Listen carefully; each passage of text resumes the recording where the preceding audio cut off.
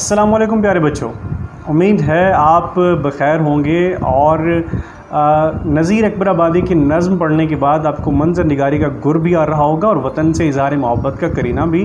मैं राशिद सईदी साल दुव्वम की उर्दू के एक और लेक्चर के साथ आपसे मुखातिब हूँ। गुज़िश्ता लेक्चर में हमने नज़ीर अकबर इलाहाबादी की नज़्म खुदा सरसब्ज़ रखे इस चमन को मेहरबान होकर के शुरू की थी। हमने उसमें मुसन्निफ़ का थोड़ा सा तारुफ़ देखा था, फिर हमने 3 अशआर की तशरीह की थी। आज हम आगे बढ़ेंगे और बाकी अशआर की तशरीह करने की कोशिश करेंगे। तो हम आगे बढ़ते हैं चौथे शेर की तरफ। चौथा शेर है कि बलाएँ शाख़ गुल की लीन नसीमें सुबह गाही ने, बलाएँ शाख़ गुल की लीन नसीमें सुबह गाही ने, हुई कलियाँ शगुफ्ता रुए रंगीने बुता होकर। तो बहुत खूबसूरत शेर है कि अब इसको समझने की कोशिश करते हैं कि अब जो बलाएँ शाख़ गुल की बलाएँ लेना, अब ये बलाएँ लेना आपके पास मुहावरा है। तो जो बलाएँ लेना किसने किसकी, भाई नसीमें सुबह गाही ने, सुबह की हवा ने शाख़ गुल की बलाएँ लीं। तो और हुई कलियाँ, दूसरा मिसरा कि हुई कलियाँ शगुफ्ता रुए रंगीने बुता होकर, हुई कलियाँ शगुफ्ता रुए रंगीने बुता होकर। तो इसको हम समझने की कोशिश करते हैं। पहले मिसरे की तरफ जब हम बढ़ते हैं तो भाई अब बलाएँ लेना मुहावरे की हमने बात की कि किस तरीके से ये जो बलाएँ लेना ख़ास तौर पर मखसूस है ख़वातीन के साथ, कि किस तरीके से अपने औलाद के सदक़े उतारती हैं, बलाएँ लेती हैं। और ये जो शाख़ गुल की एक ऐसी, भाई गुलाब के पौधे पर लगा गुलाब का फूल, वो टहनी जब वो झूमती है तो उसकी कौन बलाएँ लेती है, ये नसीम सुबगाही। अब ये देखें वो भी नसीम सुबगाही, सुबह की ठंडी हवा जो है, सुबह की हवा, तो उसको ख़ास तौर पर यहाँ पे मुअन्निस बांध कर बलाएँ लेने की बात की गई है, ताकि वो जो मुहावरे की जो सूरत हाल है, वो फ़ज़ा है, वो कायम रहे। अब यहाँ पे देखें क्या करीना है कि अब सुबह की जब हवा चलती है और किसी शाख पर गुल के पौधे की शाख पर गुल लगे हुए हैं, तो उस जब हवा चलती है तो वो लहलहाती है, झूमती है। तो देखिए कि इतने खूबसूरत होती है कि उनका हिलना ऐसे लगता है कि ये जो सुबह की हवा है उनकी बलाएँ ले रही है, उनका सदका उतार रही है। ये बड़ा खूबसूरत अंदाज़ है। और क्यों भाई, तो उसकी भी देखें कि अगले मिसरे के अंदर उसकी भी वजाहत आ गई है। क्यों भाई, हुई कलियाँ, ये जो कलियाँ हैं, कली ही फूल बनती है, तो कली इस तरह शगुफ्ता हुई है, खिली है कि उसका जो चेहरा है वो शगुफ्ता हुई, कलियाँ शगुफ्ता रुए रंगीने बुता, कि अब उस कली खिलकर ऐसी हो गई है, उसका चेहरा ऐसा हो गया है कि एक ऐसा महबूब कि जो बना सवरा हुआ भी हो। अब देखें बुत कहते हैं महबूब को, लेकिन बुत क्यों कहते हैं वो भी मैं आपको बताता चलूँ कि बुत तराश, जब बुत कंधा करता है, उसको तराशता है, अपने तौर पर उसे मुकम्मल बनाता है, उसमें अपनी तरफ से वो कोई खामी नहीं छोड़ता। और जिस शख्स को किसी से मोहब्बत होती है तो उसका महबूब उसके लिए खामियों से पाक होता है, वो इसी मुमासलत से बुत कहा जाता है महबूब को। अब यहाँ पे देखें बुत तो है, तो रूए बुत कि रू चेहरा, रूए बुत का चेहरा, महबूब का चेहरा, लेकिन यहाँ पे सिर्फ आम चेहरे की बात नहीं कि रूए रंगीने बुता, कि भाई महबूब है वो बना संवरा हुआ भी है, उसने भाई वो गाज़ा मस्कारा और इस किस्म की भाई वो जो है वो साजो सामान के साथ अपने आप को तैयार भी किया हुआ है कि 16 सिंगार भी कर रखे हैं, रंगीने बुता हैं। तो अब फूल ऐसा लग रहा है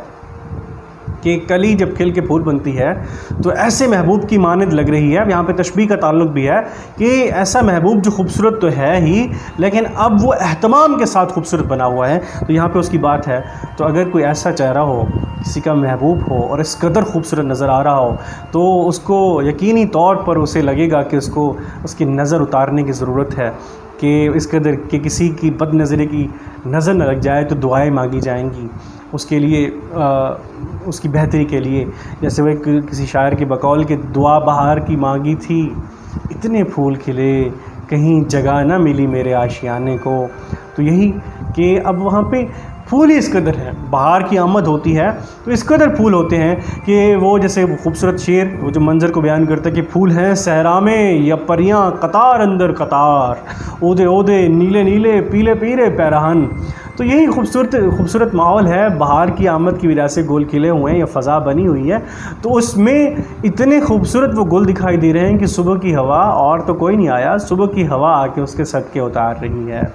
اس کی بلائیں لے رہی ہے کہ کسی کی نظر نہ لگے۔ اور دیکھیں اسی بلائیں لینے میں جو وفور محبت ہے اس کا ہمیں اندازہ کرنا چاہیے کہ اب کہ جیسے کسی کو کوئی خاص محبت ہو تو بلائیں لینے سے یہی ہوتا ہے کہ یہ ایک تو میرا محبوب میرے سامنے ہو، کسی اور کے سامنے جائے گا کہ آج تو اس قدر حسین لگ رہا ہے کہ اس کو نظر لگ جائے گی۔ اور اگر چمن وطن ہے اور چمن کے پھول اہل وطن ہیں، تو اہل وطن اگر خوشحال ہیں، خوبصورت ہیں، تو ان کو بھی نظر بد سے بچانے کے لیے دعائیں کی جاتی ہیں، ان کی صدقے اتارے جاتے ہیں۔ تو یہی جو ہم اکبر الہ آبادی کے اپنے وطن اور اہل وطن سے محبت کے جذبات کو یہاں پہ دیکھ سکتے ہیں۔ تو اگلے شعر کی طرف بڑھتے ہیں۔ ہمارا جو 5واں شعر ہے کہ کیا پھولوں نے شبنم سے وضو صحن گلستان میں، صدائے نغمہ بلبل اٹھی بانگ اذاں ہو کر۔ کیا پھولوں نے شبنم سے وضو صحن گلستان میں، صدائے نغمہ بلبل اٹھی بانگ اذاں ہو کر۔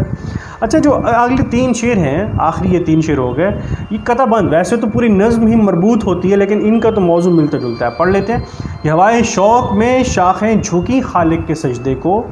ہوئی تسبیح میں مصروف ہر پتی زباں ہو کر۔ اور آخری شعر کی زبانیں برگ گل نے کی دعا رنگی عبارت میں،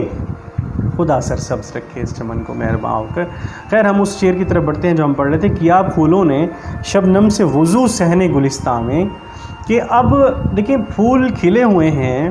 شاخوں کے اوپر لگے ہوئے ہیں، جھوم رہے ہیں، تو ایک خاص ایک اور بھی اس کا پہلو ہے، ایک اور قرینہ ہے اس کو دیکھنے کا کہ صبح کے وقت میں جب شبنم پڑتی ہے تو صرف گھاس ہی نہیں بھیگتی، جو گل ہوتے ہیں وہ بھی بھیگ جاتے ہیں، ان کے اوپر بھی پانی کے قطرے پڑے ہوتے ہیں اور وہ بھی بڑے خوبصورت لگ رہے ہوتے ہیں۔ تو یہاں پہ دیکھیں کیا پھولوں نے شبنم سے وضو صحن گلستان میں، اب وہ جو پھول پڑے ہوئے جو قطرے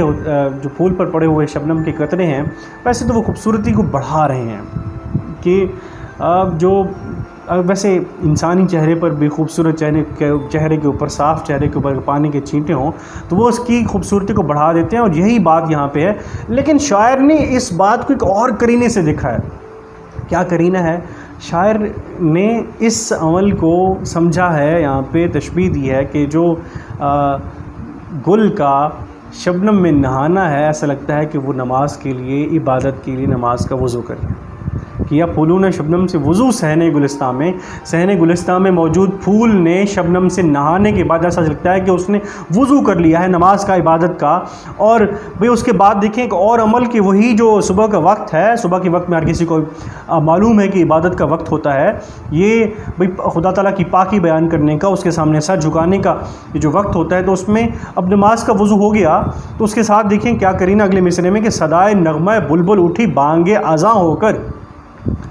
کہ اب جو بلبل چہچہا رہی ہے تو وہ چہچہا نہیں رہی، اسے شاعر دیکھ کے وہ شاعر کہتا ہے کہ چہچہا نہیں رہی بلکہ یہ اذاں دے رہی ہے، یہ جو اس کی آواز ہے تو وہ بانگ ہے، آواز ہے کہ اس کی آواز بانگ اذاں ہے، اذان کی آواز ہے۔ جب اذان کی آواز میں صبح کے وقت لوگ جاگتے ہیں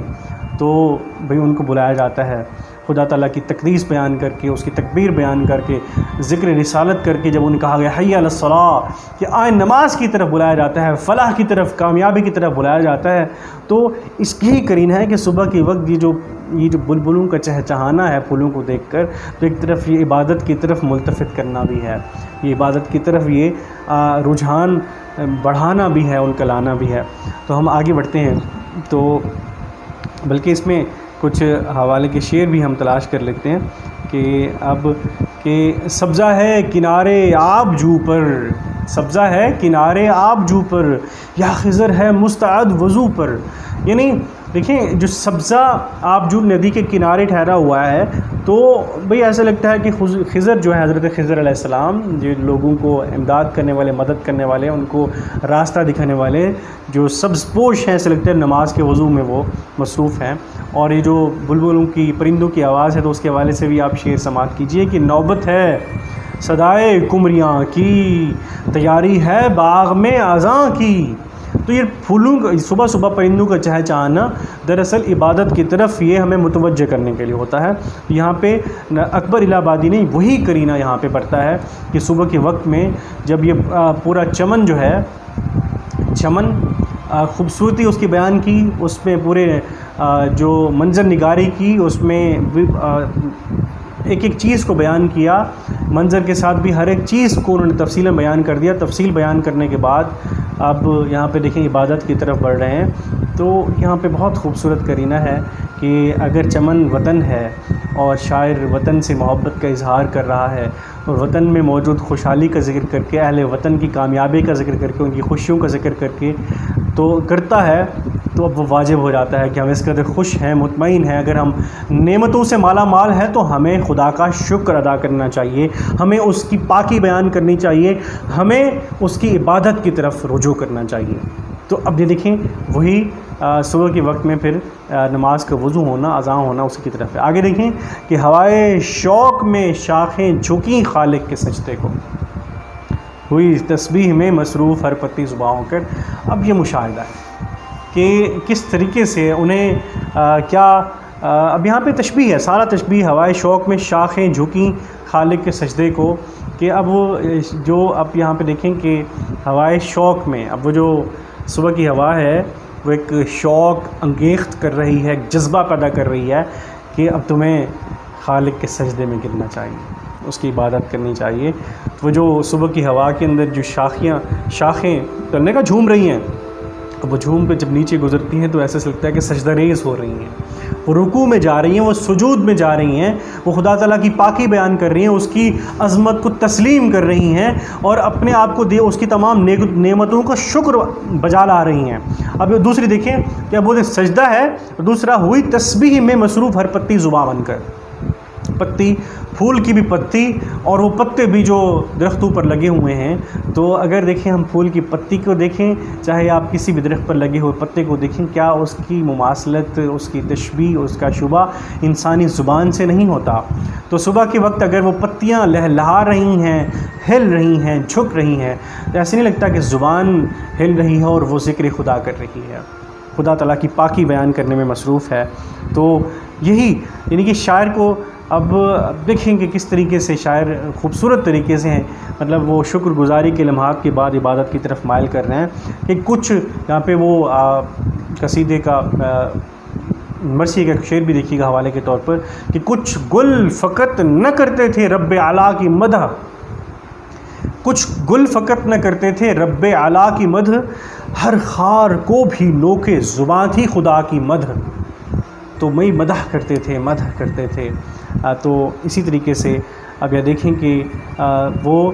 ہر پتی مصروف ہے خدا تعالیٰ کا ذکر کرتے ہوئے. اور آخری شعر کی طرف بڑھتے ہیں. زبان برگ گل نے کی دعا رنگی عبارت میں، خدا سرسبز رکھے اس چمن کو مہرباں ہو کر. دیکھیں پورا منظر آپ کے سامنے آ گیا. پہلے منظر نگاری کی گئی، وہاں پہ اب دیکھیں کہ پھر عبادت کی بات آئی، شکر گزاری کی بات آئی. تو اب دیکھیں کہ بھئی نماز کا وضو ہو گیا، اذان ہو گئی، بھئی رکوع ہو گیا، سجود ہو گیا. اب سبحان اللہ تعالیٰ کی پاکی بیان ہو گئی، سبحان ربی العالیٰ. تو اب دیکھیں کہ جو زبان برگ گل،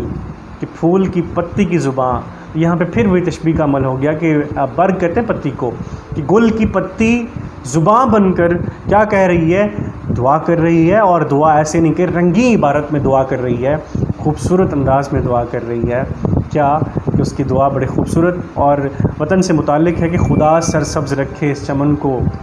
مہرباں ہو کر. تو اب دیکھیں وطن سے کس کو پیار نہیں ہوتا، وطن کس کو عزیز نہیں ہوتا، کہ وطن کی خوشحالی کس کو عزیز نہیں ہوتی، وطن کے لیے کس کا دل نہیں دھڑکتا. تو وہی بات ہے کہ یہاں پہ عبادت کرنے کے بعد یہاں پہ اور طریق بھی پورا ہو گیا کہ کس طریقے سے ترتیب کیا ہے. نماز کا وضو جاگنا، نماز کا وضو کرنا، اذان سننا، مسجد میں جانا، نماز کو شروع کرنا، رکوع سجود کرنا، اور پھر دعا کی طرف آنا. کیا دعا مخ العبادہ، کہ دعا جو عبادت کا مغز ہے، تو اب یہاں پہ بھئی وہ مغز پورا کیا جا رہا ہے، اس کی عبادت پوری کی جا رہی ہے دعا کر کے. کہ اب یہاں پہ دیکھیں کہ دعا کر رہے ہیں اور وہ بھی خوبصورت عبارت میں، کہ خدا کریم سے مانگنا چاہیے اور اچھے طریقے سے مانگنا چاہیے، اچھے لفظوں سے مانگنا چاہیے، اچھے لہجے سے مانگنا چاہیے، جیسا کہ اپنے خالق سے مانگنے کا حق ہے۔ تو یہاں پہ کیا پھول کی پتی کیا مانگ رہی ہے کہ وہ اپنے چمن کی سلامتی مانگ رہی ہے، وہ اسی سرسبزے کی بقا مانگ رہی ہے، وہ اسی جو بہار کو دائم طور پر یہاں پہ موجود رکھنا چاہتی ہے، وہ خدا تعالیٰ سے ہی کہہ رہی ہے۔ تو اگر کسی بھی شخص کو اپنے وطن سے پیار ہے تو اپنے وطن کی خوشحالی مانگے گا، اور قائم مانگے گا اور دائم مانگے گا کہ ہمیشہ رہ جائے خوشحالی۔ تو دیکھیں یہ ہر شخص کی یہ دعا ہوتی ہے کہ اس کا وطن قائم و دائم رہے، جیسے پھلا پھولا رہے یا رب چمن میری امیدوں کا، جگر کا خون دے دے کر یہ بوٹے ہم نے پالے ہیں۔ تو چاہے وہ مالی ہو، چاہے وہ باغ کا کوئی بھی شخص ہو، کوئی بھی فرد ہو، اسے اپنے وطن سے پیار ہوتا ہے اور وہ وطن کی سلامتی ہی مانگتا ہے اور ہمیشہ کے لیے مانگتا ہے۔ اب یہ دیکھیں، اسے بھی آپ یہ ایک چند دو شعر سن لیں، بڑے معروف اشعار ہیں کہ خدا کرے میری عرض پاک پہ اترے، خدا کرے میری عرض پاک پہ اترے، وہ فصل گل جسے اندیشہ زوال نہ ہو، یہاں جو پھول کھلے کھلا رہے برسوں، یہاں خزاں کو بھی گزرنے کی مجال نہ ہو، یہاں خزاں کو بھی گزرنے کی مجال نہ ہو۔ تو عزیز بچوں، آپ نے شعر سنے، آپ نے تفہیم کی، آپ نے تشریح کی، حوالے کے اشعار بھی آپ نے سن لیے۔ اب دیکھتے ہیں، امید ہے آپ لوگوں کو سمجھ بھی آ گئی ہوگی۔ اب دو چار جملوں کے اندر، چند جملوں کے اندر ہم اس کا خلاصہ بھی دیکھ لیتے ہیں۔ خلاصہ اس طریقے سے دیکھتے ہیں کہ اسی اشعار کی سلیس کو ہم ترتیب سے بیان کر دیتے ہیں